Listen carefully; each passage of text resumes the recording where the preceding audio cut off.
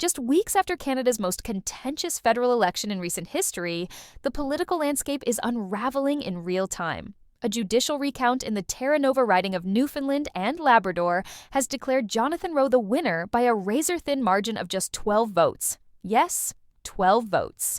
This isn't just a local curiosity. It's a seismic crack in the Liberal Party's narrative that they had won a clean, stable mandate to govern. As the dust settles and the recounts continue, it's becoming increasingly clear that what was portrayed as a decisive victory for Mark Carney and the Liberals may have been nothing more than a premature coronation. In riding after riding, recounts are flipping the story the media fed Canadians on election night. The Liberals originally claimed 170 seats, just one shy of a majority government. But as recounts progress, that number is shrinking, and the illusion of stability is vanishing with it. In Quebec's TBU-1 riding, the Conservative candidate flipped the seat by a single vote. One vote. Think about that. The entire direction of a riding, and potentially the country, changed because of one ballot. That's how fragile this government's grip on power truly is. Meanwhile, Conservative leader Pierre Poilievre is demanding transparency and full recounts across the country, asking the question every Canadian should be asking. If these razor-thin wins are flipping under scrutiny, what does that say about the rest of the map? The Liberals, on the other hand, aren't exactly rushing to open the books. Instead of welcoming the opportunity to validate their mandate, they're resisting full recounts at every turn. That resistance speaks volumes. If they were confident in their win, they'd be leading the call to count every vote again. Instead, they're sweating, because they know that the closer we look, the more their narrative unravels. Every seat that flips is a direct blow to Mark Carney's credibility, to the media's premature celebration of a majority, and to the fantasy that Canadians overwhelmingly supported the Liberal agenda. What we're witnessing isn't just political noise. It's a democratic reckoning. This election, heralded as a victory for progressive stability, is now under a microscope, and it needs to be. If one vote can swing a riding, then every vote must be counted and recounted with surgical precision. Anything less is a betrayal of the democratic process. Canadians didn't vote for manufactured certainty. They didn't vote to be gaslit into accepting results before all the ballots were verified. They voted for representation, and now they're demanding truth. Mark Carney, who entered politics cloaked in the image of calm, reasoned leadership, now looks like a man hiding from accountability.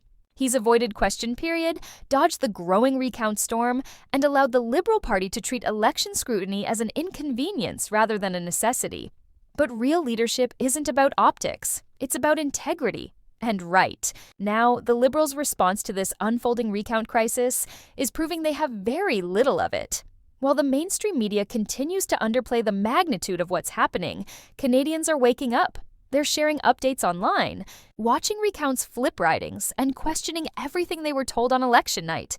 And who can blame them? If the roles were reversed, if Conservative victories were being overturned, the Liberals and their media allies would be screaming for audits, recounts, and full-scale investigations.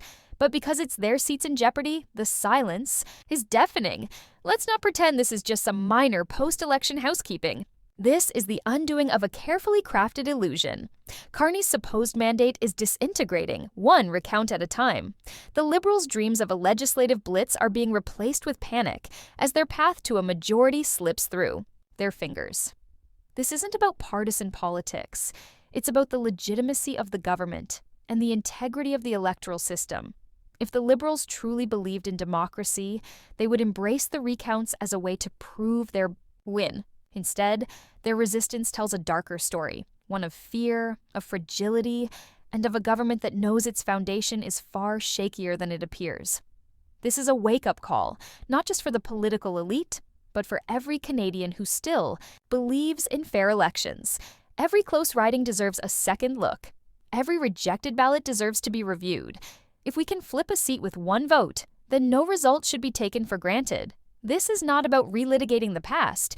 It's about protecting the future. If we allow elections to be decided on incomplete counts or suppress scrutiny, we set a dangerous precedent for what's acceptable in Canadian democracy. The recounts are not a distraction. They are a lifeline. an opportunity to restore trust in a system that is clearly under strain. And if the Liberals can't handle that level of transparency, maybe they never deserve to govern in the first place. Canadians deserve better than a government built on shaky margins and media spin. They deserve honesty, accountability, and the truth, even if that truth is uncomfortable for those in power. So, let's keep counting. Let's demand transparency. Let's hold every party, every riding, and every official to the highest standard. Because democracy isn't about shortcuts. It's about getting it right, no matter how long it takes. And if the recounts continue, flipping seats, the Liberals may soon find that their so-called victory was nothing more than a short-lived illusion.